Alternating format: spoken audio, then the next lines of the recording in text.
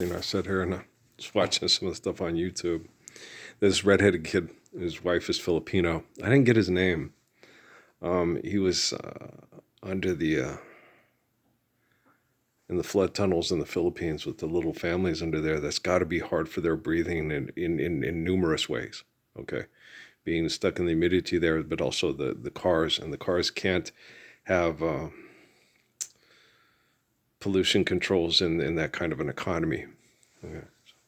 So the people are fighting because they're just not feeling well. They're sick. Okay. And so that needs to be rectified radically. Extortion, exploitation has to be stopped immediately. And so radical change is only necessary because of radical people. People don't need to be radically abused. I think they need all the technology and stuff to be distracted because of the miserable conditions they're in. Watching TV and doing other things and dreaming of other ways to get out of the hell.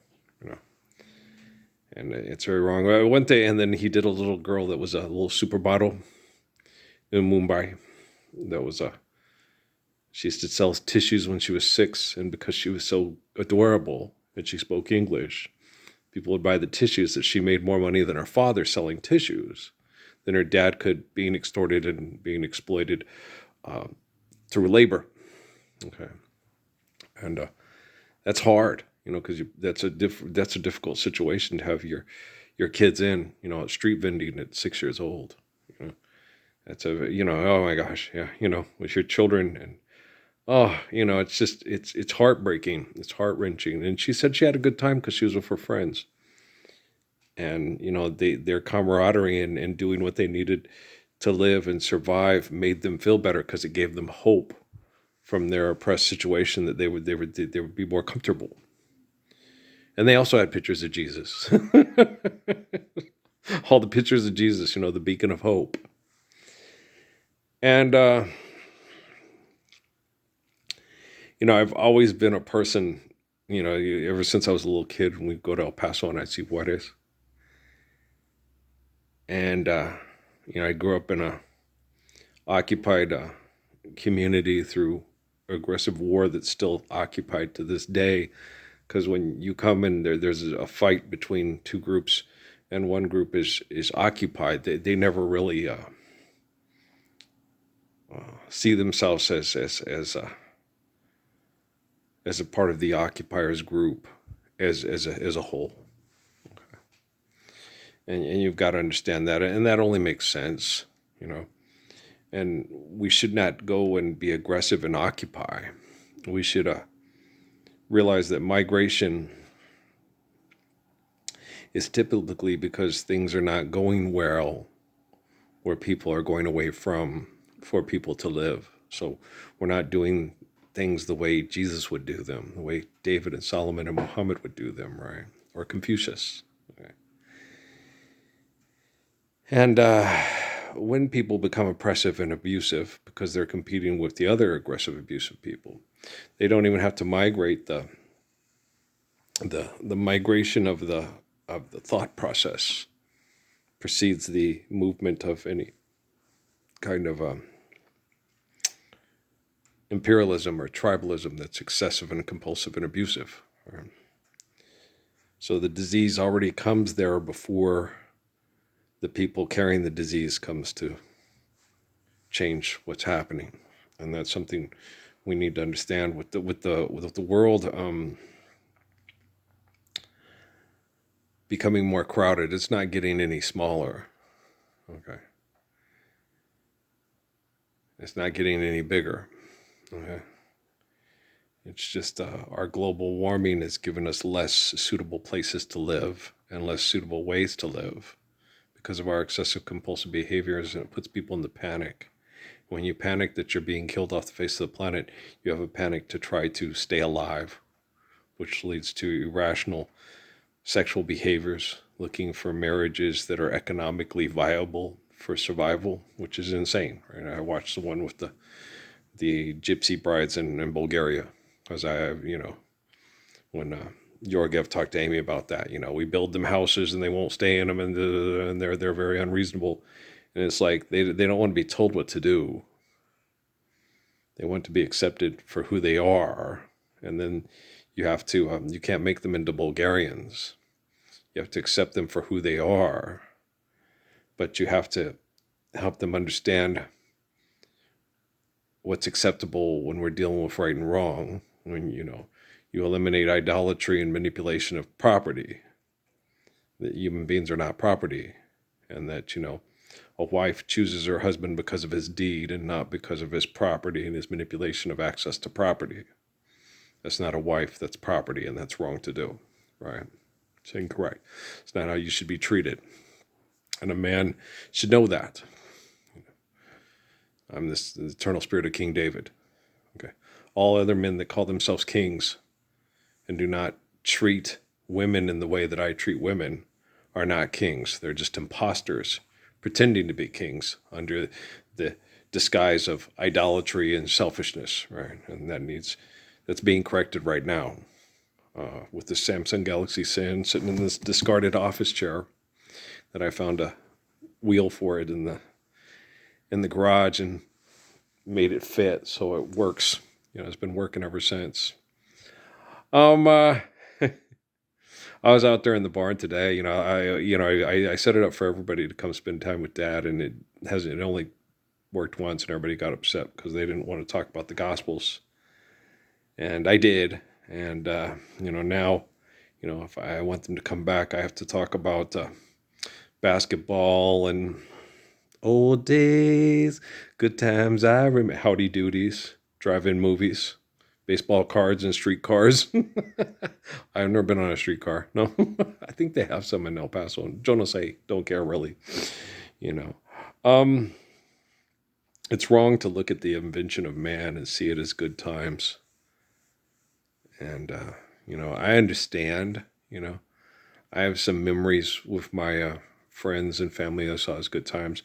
All the times that I have with my kids surviving hell, and they were the only thing that helped me do it. I have good memories because I love them so, Daddy, it's so easy to fall in love. Daddy, you're a liar. Santa Claus found us. So, oh, yeah. Good old Emily and stuff. So, yeah, kids. And I always told my kids that Santa Claus lives through people that are kind and share and care in the faith of Jesus Christ. That's how Santa lives. Okay. I never told them that he was a magic guy, but Amy, Dad went to Hogwarts with Harry Potter and Amy, and Natalie believing us. Then your mom's full of shit. I'm not the type to tell kids stories, to have them do magical thinking. I think of a way to tell them that still gives them that hope and that childhood innocence of why we celebrate these things. But I tell in a very pragmatic fashion. So they don't expect things to happen that are magical, that we have to do things in a pragmatic way. And doing things in a pragmatic way is the most reasonable way. Your faith should be based on reality and not on fantasy, right? And when you see these things, these guys, you see these people, they're literally piled on top of each other in many parts of the world. I'm not saying go through our wilderness and destroy our wilderness to spread people out. Okay. What I'm saying is end extortion and exploitation and irrational, aggressive, interactive behaviors.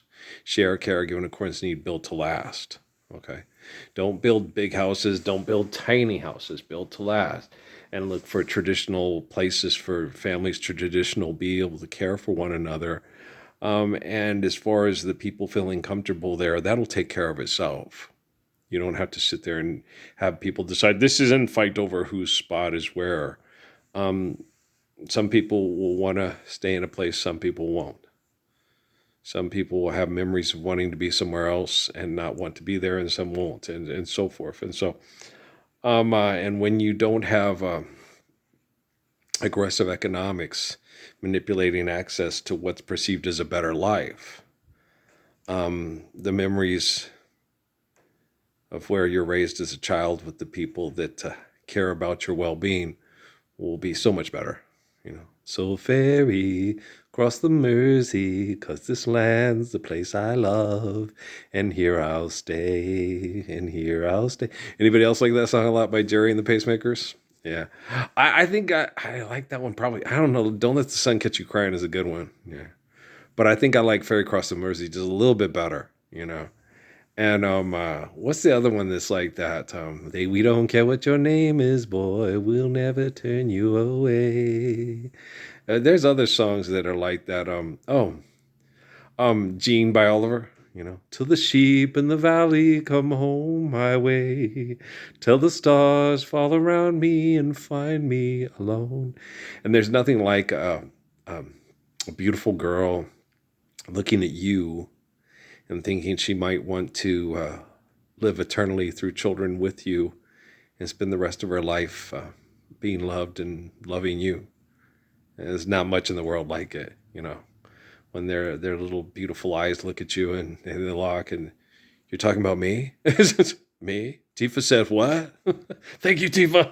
It's really neat. And when Miriam used to sparkle her eyes at me, I was like, she's bothered, bewitched, and bemelted by me. She's so pretty. She looked like Marion Cologne with fly girl body, and she likes me. She likes me.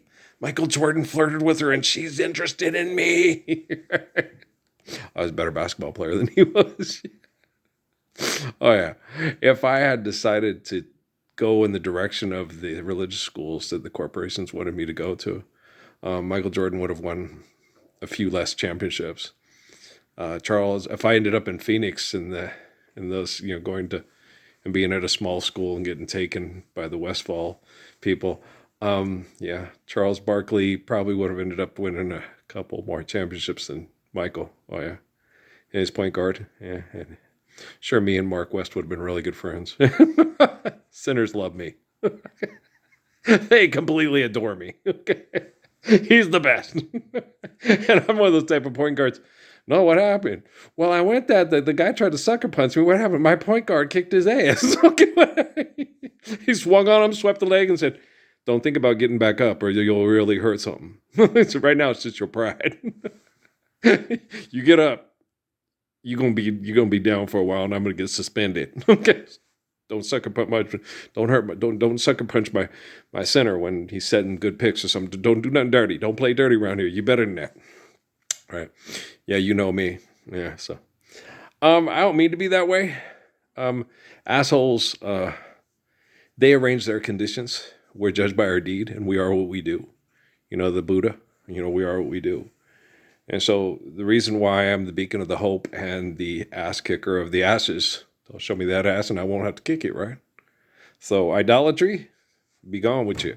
And I'm working on it. And so, that's one of the things that really concerned me. I remember when I was walking back to when they first coming up and out, everybody talked to me in Sierra Vista. I was walking home my groceries one time talking to a Scottish and a British kid that were there deployed. Okay. And we sat and talked, and they talked about all the, I was like, oh yeah, trust me. Yeah, I know. All these wide open spaces, all this land you have. And as well, water is problematic in southern Arizona. So we don't have the ecosystem to support a large population in Cochise County. Right? And all the flats and stuff like that. Well, yeah, in the Philippines, you have too much water. Okay. So it's hard to live, so you need to share care again, of course, you built to last, cut down on the irrational, economic, aggressive activities, make sure that you support your ecosystem by building to last and by setting up marketing and marketplaces like King Solomon to help the people in the Philippines. As far as the growing population, teach the ways of Muhammad. You cannot have any more wives and children than you can lovingly care for. You're not being genocidally systematically murdered off the face of the planet by psychotics. And so 1 to 2, and you'll be okay, and things will take care of itself. It's life's eternal and grace is infinite, and our sexual reproduction does not dictate to the glory of God the mandates of natural laws to provide eternal life through holy covenants. Okay, so do you understand what I just said? Doesn't matter as long as the technology does. Okay, so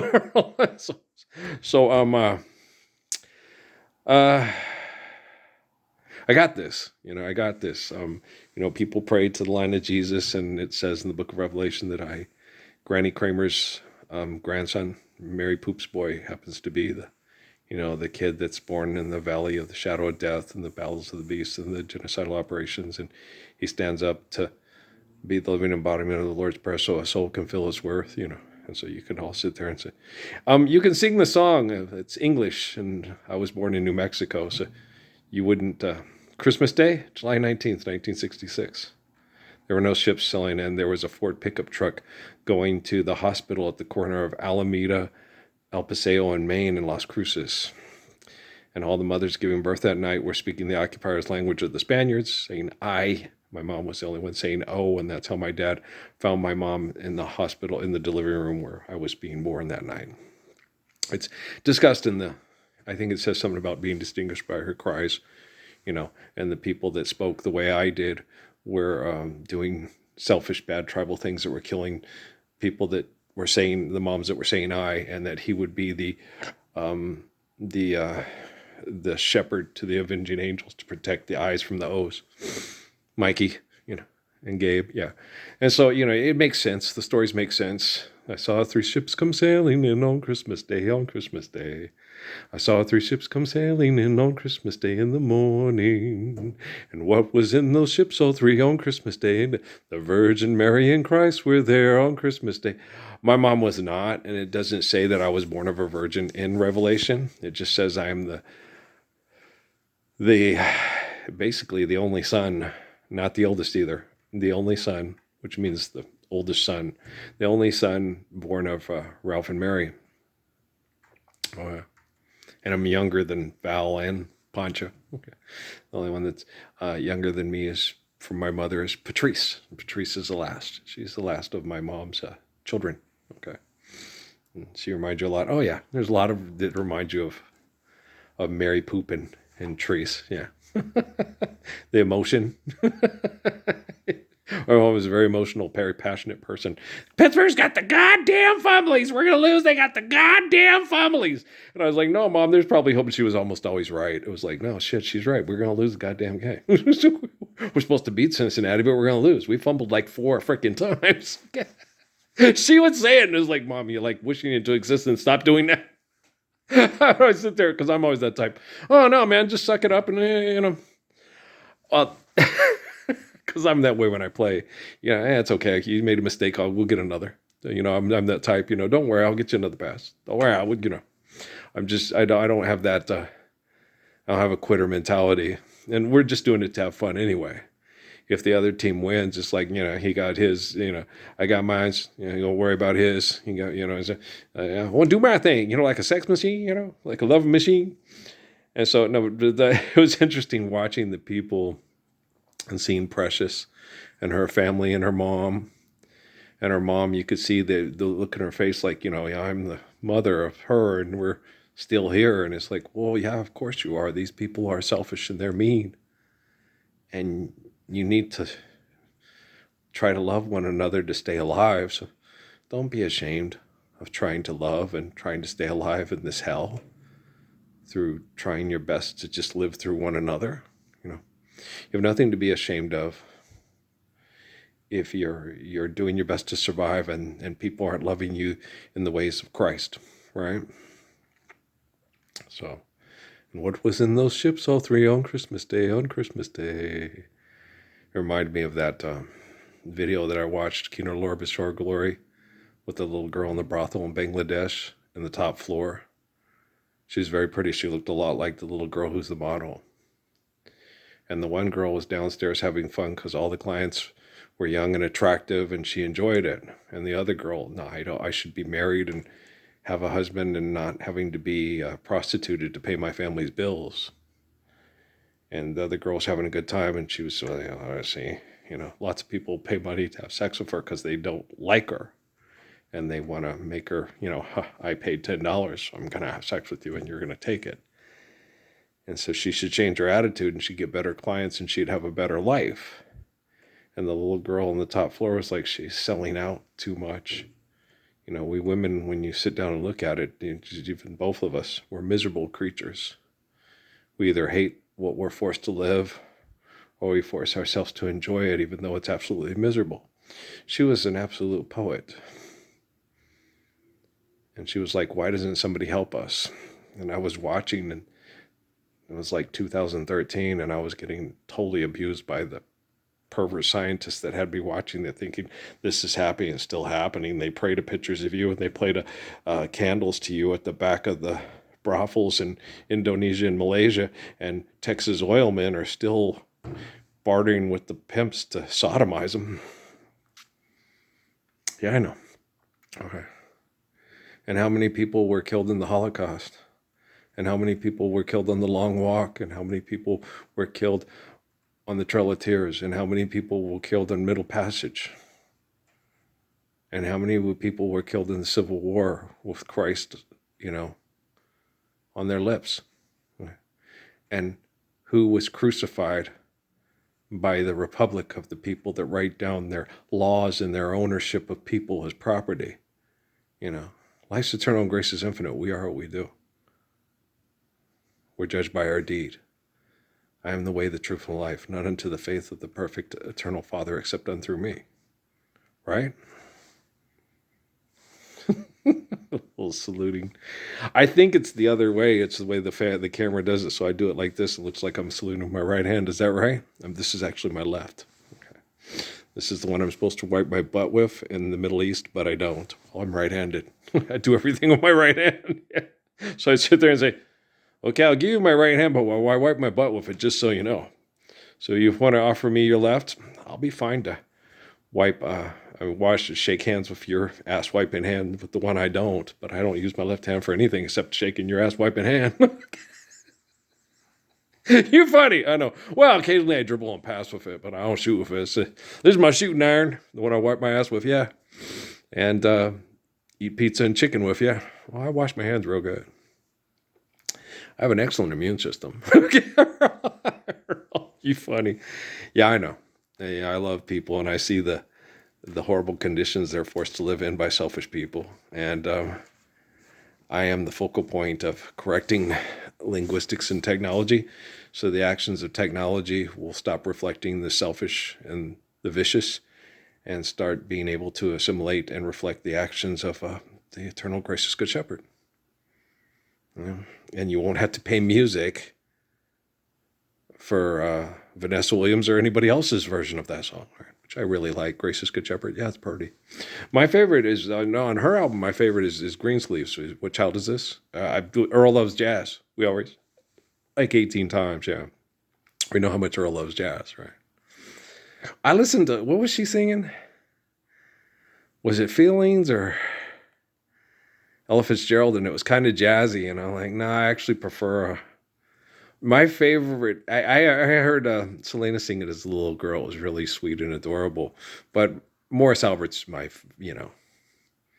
he wrote the song and he expresses it. It's very sad, and I understand the emotions. I was raised in a society that denies us holy covenants and the Lord's Prayer, so I understand. Feelings like I've never lost you, feelings like I'll never have you again in my life, feelings, oh. And I understand feelings intensely, I'm a very passionate and emotional person, even though some people from New York that have lots of money and no idea what's whack and what dope might think I'm cold-hearted, but I'm not. I just have to be very strong because I have to be the focal point of the calm to help technology give us the standard, which is the living embodiment of the Lord's Prayer, instead of mass murder over idolatry through egotism. So I have to be a very calm person in the storm. Peace be still. So I don't think a lot of you that have scientific business partners that watch me fully understand just how this Ark of the Covenant little noggin works, and how the heart of David that pumps blood to it keeps on living, even though sometimes, when you feel like dying, you keep on living because you can't stand the people suffering from all the selfishness and all the crying from the abuse, and it's wrong. Because I love kids. No one in their right minds, forgets how much I love babies. They're so cute, and they shouldn't be living under a freeway in Manila. Okay. I love you guys very much. I'm working on it. Your money's no good here, but your faith, cling to your faith. Life's eternal, grace is infinite. Our faith, like Job's and Jonah's and Jesus and Muhammad's, is perfect. Cling to it. It's beautiful. Okay, guys? I love you, all right? We'll talk later. Probably later tonight. Peace out.